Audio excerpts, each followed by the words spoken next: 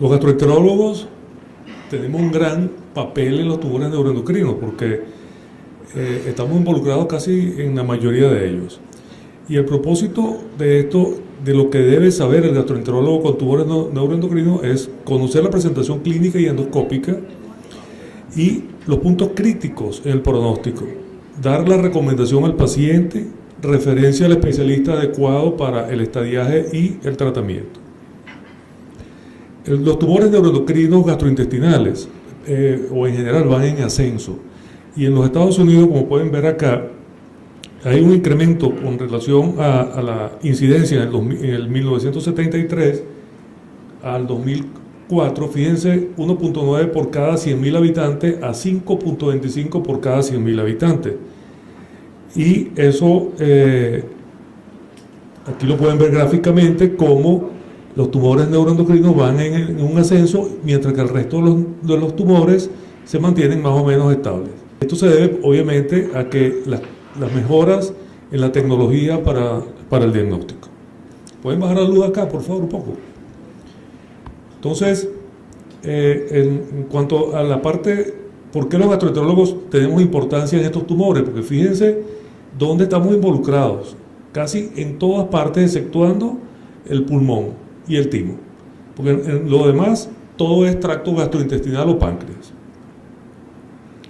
Así pues, podemos ver acá que prácticamente el 75-76% de todos los tumores tienen que ver con los gastroenterólogos, tanto en el tracto gastrointestinal como en el páncreas. Solamente se nos escapa un poco el cáncer broncopulmonar, pero aquí también tenemos nosotros un papel que jugar, porque aquí estos pacientes, en algún momento, los gastroenterólogos podemos hacerle biopsia a ganglios, masas mediastinales o alguna metástasis que esté dando este tumor fuera del pulmón. Entonces, para enfocarnos en un tumor neuroendocrino es un trabajo multidisciplinario. Están involucrados gastroenterólogos, endocrinólogos, cirujanos que sepan manejar estos tumores, porque no puede ser un cirujano que no lo sepa manejar, especialistas en medicina nuclear, enfermeras especializadas, cardiólogos para las diferentes evaluaciones que hay que hacer, los oncólogos, los patólogos que sepan reconocer los tumores y hacer las pruebas necesarias, y hasta los radiólogos intervencionistas cuando ya hay que utilizarlos para biopsias dirigidas o para drenajes especiales o cualquier otro procedimiento que ya ellos pueden ayudarnos en el manejo del paciente. La clasificación que se utiliza es la clasificación que tenemos acá.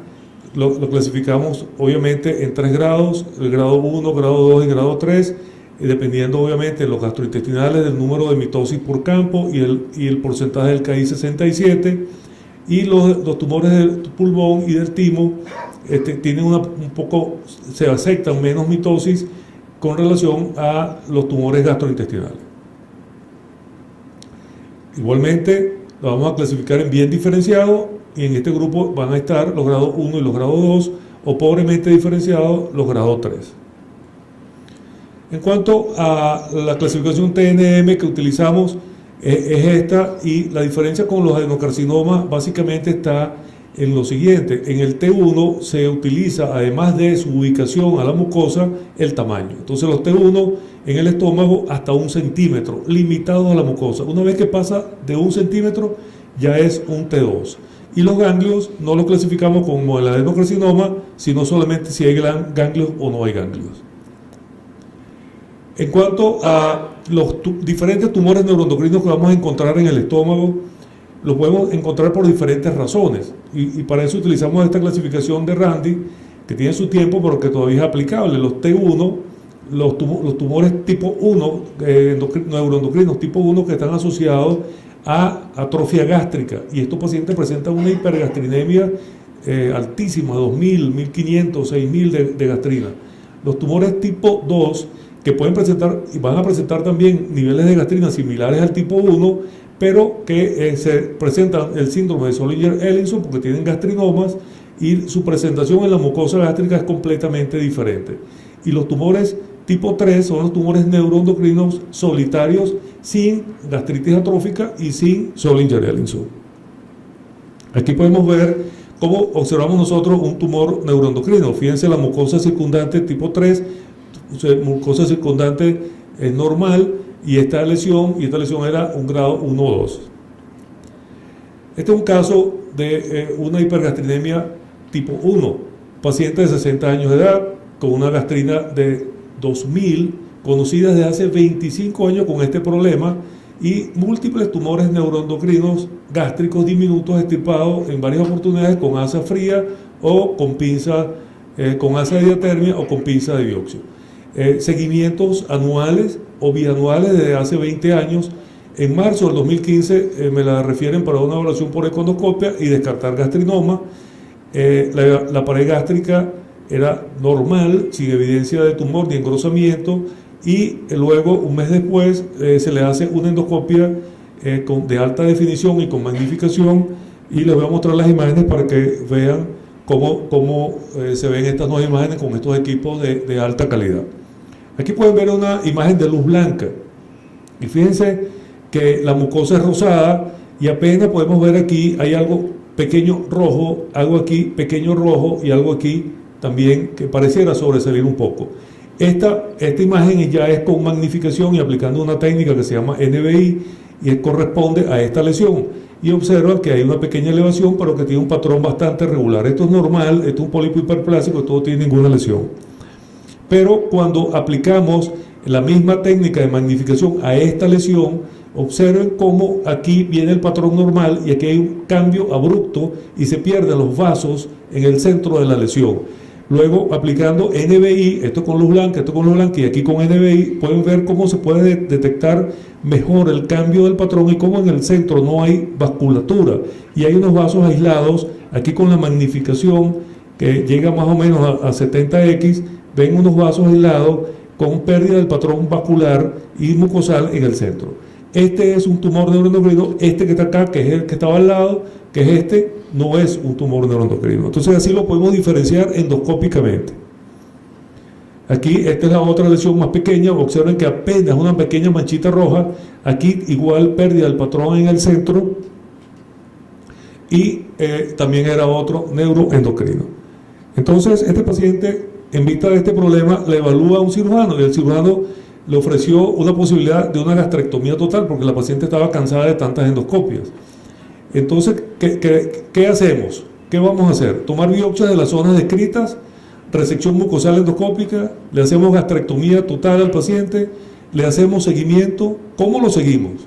Y esto es importante para que el gastroenterólogo pueda identificar y saber que el paciente le va a preguntar: bueno, doctor, ¿y qué hago? ¿Cómo hago con esto? ¿Me da un cáncer y me voy a morir de esto o no? Bueno, a este paciente le hicimos una resección mucosal endoscópica. Aquí pueden ver la extirpación. Esta es la herida ya de la zona cruenta que quedó después de la extirpación, y resultó un tumor neuroendocrino grado 1, es decir, un caso de una hipergastrinemia grado 1 o de una gastritis atrófica. Este es otro paciente. Pueden ver una lesión polipoide en el estómago con mucosa circundante normal, otros pólipos en el antro, y aquí pueden ver la diferencia. Este es un pólipo hiperplásico, fíjense el patrón, cómo se ve un patrón reticular bastante oscuro porque los vasos se ven como negros, y aquí esta lesión no tenía vasos, se ve pérdida del patrón en el centro. Aquí este paciente lo inyectamos, se levantó, le hicimos la resección. Aquí están unos clips que utilizamos para cerrar la herida después de la resección, y el patólogo nos responde que se trata de un tumor neuroendocrino G1, tamaño 1.5, por lo tanto ya era un T2, y el borde profundo se extiende hasta el borde profundo la lesión, es decir, que aparentemente había quedado lesión en el borde profundo. Entonces, ¿qué hacemos con este paciente? Es un tumor neuroendocrino, le hicimos una nueva endoscopia un mes después, tomamos biopsias de la cicatriz y las biopsias fueron negativas para neoplasia. ¿Qué hacemos? ¿Lo observamos o hacemos una conducta diferente? En este caso, nosotros discutimos el paciente y lo discutimos con el paciente y le recomendamos cirugía, y se le hizo una gastrectomía subtotal. Y esta es la pieza. no había nada en el estómago, efectivamente no había nada, la cicatriz no tenía nada, pero había un ganglio positivo con una metástasis.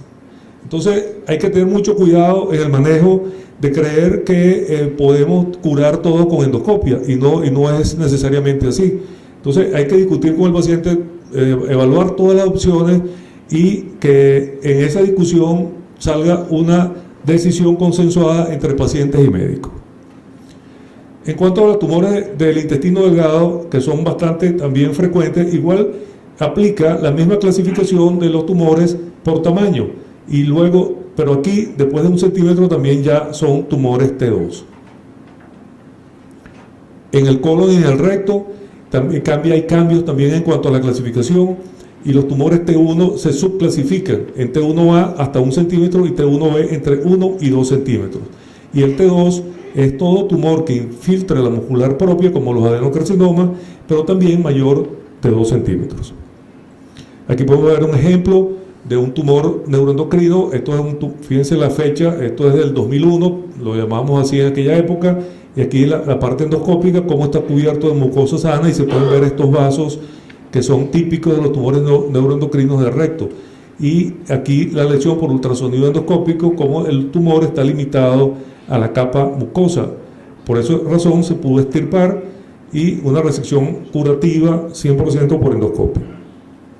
En páncreas, los tumores neuroendocrinos también los hemos evaluado, y la clasificación que se utiliza es de acuerdo al tamaño, de acuerdo como los adenocarcinomas menores de 2 centímetros o mayores de 2 centímetros, y luego cuando hay extensión a otras fuera del páncreas o a otros órganos.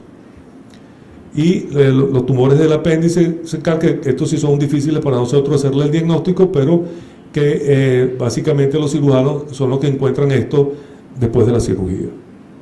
¿Cuál experiencia hemos nosotros acumulado? Bueno, nosotros hicimos una revisión ya en el 2001, hicimos una revisión en diferentes clínicas privadas y revisamos las historias médicas de 47.000 pacientes. Y de esos 47.000 pacientes evaluamos la incidencia de cuántos pacientes teníamos tumores neuroendocrinos, y encontramos 15 pacientes. Y esta fue la incidencia. La edad promedio, 56 años, más frecuente en el hombre que en la mujer, y la distribución, como hemos visto, casi todos en el tracto gastrointestinal, 2 en pulmón y 1 en el timo. De todos estos pacientes los pudimos seguir, y el tratamiento que se les aplicó fue en los pacientes de tumores carcinoides de recto, que eran 6, se le hizo resección endoscópica 3, resección endoscópica más cirugía en 2 pacientes que tenían bordes positivos, y resección transanal de la base de implantación, pero que al momento de la cirugía era negativa la base de implantación. Un tumor invasivo que era irresecable, este es un paciente joven y murió a los 11 meses del diagnóstico. Se le hizo un seguimiento de 6,8 años a este grupo de pacientes, y estaban libres de tumor. En cuanto a los otros tumores, 2 de intestino delgado, 2 de secoascendente y 2 de apéndice, todos fueron a cirugía. Se le hizo un seguimiento de 15 años con libre de enfermedad. 2 pacientes tenían un síndrome carcinoide sin metástasis, y uno de estos síndromes carcinoides revirtió luego de la cirugía. El ultrasonido endoscópico juega un papel importante en el estadiaje de todas estas lesiones, y en especial en los tumores pancreáticos. Y para eso generalmente nos vamos a encontrar con tumores neuroendocrinos funcionantes o no funcionantes, y de la función, obviamente, de su función o de la hormona que segregan, va a depender de los síntomas que van a presentarse. Así pues, el tumor neuroendocrino más común es el insulinoma, pero fíjense la incidencia, 8 por cada 10 millones de habitantes, o sea que aquí ahorita en Venezuela debe haber unos 24 tumores de insulinoma por allí rodando. Y se van a presentar aislados y rara vez asociados al MEN1 con la triada de Whipple, y el diagnóstico se hace por tomografía, por Optoscan, por resonancia, pero el método más preciso es la ecoendoscopia. Los gastrinomas, más raros todavía, 4 por 10 millones de habitantes, la hipergastrinemia es característica, igual la misma organigrama de diagnóstico. Y este es el triángulo del gastrinoma, donde vamos a encontrar la mayoría de ellos, entre el cístico, la tercera porción del ángulo de Traix, y la pseudodenal. En cuanto a estos tumores, son muy raros, el lipoma o el glucagonoma, yo realmente no he visto nunca uno, y somatotecnoma menos. En la experiencia nuestra en tumores neuroendocrinos pancreáticos, la presentamos hace muchos años, en el 2000, y vimos varios pacientes con estos tipos de tumores. Eran 7 pacientes, 4 insulinomas, 2 gastrinomas y 1 no clasificado. Todos fueron corroborados por cirugía o por seguimiento. Y esta foto, que aunque es muy fea y muy vieja, la traigo porque fue mi primer paciente, mi primer ultrasonido endoscópico que hice aquí en el año 1997, y este era un tumor neuroendocrino de 9 milímetros que no había sido podido detectar por ninguna otra técnica imagenológica. Y este es un paciente también nuestro con un gastrinoma, que estas lesiones hepáticas fueron interpretadas por los radiólogos como hemangiomas, y el paciente tenía un síndrome diarreico crónico, no era tan severo, pero sí un síndrome diarreico. Fíjense el octoscan, cómo prende el hígado, y el ultrasonido endoscópico de ese paciente que tenía un Schollinger-Ellison. Fíjense las características de los pliegues gástricos engrosados, la mucosa engrosada, tumores pequeñitos en el páncreas, tenía varios que eran todos gastrinomas. Aquí lo pueden ver, son tumores de milímetros, de 5 milímetros, de 4 milímetros. Luego volvimos a revisar nuestra experiencia del 2000 al 2007 y encontramos 6 pacientes más con insulinoma, 2 pacientes más con gastrinoma y 3 pacientes más con tumores neuroendocrinos, y en este caso todos estos pacientes fueron algunos biopsiados y otros operados. Estos tumores neuroendocrinos pueden ser asociados por el síndrome MEN1 y MEN2, y utilizamos esta clasificación de tumores neuroendocrinos bien diferenciados, carcinoma neuroendocrino bien diferenciado o carcinoma neuroendocrino pobremente diferenciado. Los tumores neuroendocrinos son muy raros, pero los vemos con bastante frecuencia. Casualmente la semana pasada vi uno que me lo enviaron por un dolor abdominal inexplicable. Tenía un tumor neuroendocrino de 25 milímetros solitario. Este es un paciente que me enviaron por este tumor gástrico que se origina de la muscular propia, y como parte de la evaluación me encontré con este tumor que está acá en el páncreas, y esta es la tomografía que él traía, que fue reportada normal, aunque en retrospectiva pareciera que corresponde a esto que está acá. Y el paciente se asustó y se hizo un CT PET, y el CT PET le prendió una lesión en la tiroides, que resultó esto que está acá, un carcinoma papilar de tiroides. Y luego que se opera, le hago la biopsia a este tumor, y era un neuroendocrino. Posteriormente se operó, y el tumor de estómago era un GIST, y el tumor de páncreas era un neuroendocrino. En cuanto a los tumores neuroendocrinos y el páncreas, ¿qué pasa con estos tumores no funcionantes? Estos tumores no funcionantes también se pueden malignizar, y entonces hay que seguirlo y hay que tratar de extirparlo. Y aquí pueden ver cómo mejora la sobrevida de los pacientes cuando se logran operar a tiempo y no encontrarlos en etapas avanzadas. Se debe usar la endoscopia en la sospecha de tumor neuroendocrino y en pacientes con MEN y con tomografía normal. Pues sí, claro que sí. Fíjense este trabajo donde se demuestra que en 82 pacientes con bioquímica de tumor neuroendocrino, 30 MEN1, el ultrasonido endoscópico encontró 100 tumores en 54 pacientes. La cirugía, diagnóstico correcto de cirugía en 50, con una sensibilidad de 93%. Cuando la endoscopia dijo, el ultrasonido endoscópico dijo que no había tumor, la especificidad fue del 95%, y el ultrasonido endoscópico es superior a la tomografía y a la angiografía y al ultrasonido para ese diagnóstico. Así pues, aquí pueden ver este paciente con tumores neuroendocrinos pequeños que no eran detectados por otras técnicas. En cuanto a endoscopia en tumores no endocrinos no funcionantes y MEN1, en 20 pacientes, CAN evaluó 20 pacientes y detectó 82 tumores neuroendocrinos menores de 15 milímetros, y solo había sido detectado el 4.8% por tomografía, el 10% por resonancia y el 4.9% por gammagrafía. Es decir, que el ultrasonido endoscópico es el arma más poderosa para detectar estos tumores. Pero no solamente sirve para diagnosticar, sino también para ubicar y tratar. Aquí pueden ver este paciente con este pequeño tumor que fue llevado a cirugía, y cuando el cirujano abrió no encontró el tumor. ¿Qué hizo el endoscopista? Entró y lo tatuó, y una vez que lo tatuó lo pudieron operar, y aquí está extirpado. Entonces, la endoscopia costo-beneficio es el mejor método para el diagnóstico de estos tumores. y podemos incluso tratarlo inyectando alcohol para evitar, como tratamiento compasivo, que el síntoma de la hipoglicemia en estos tumores neuroendocrinos siga afectando la calidad de vida del paciente. Bueno, muchas gracias.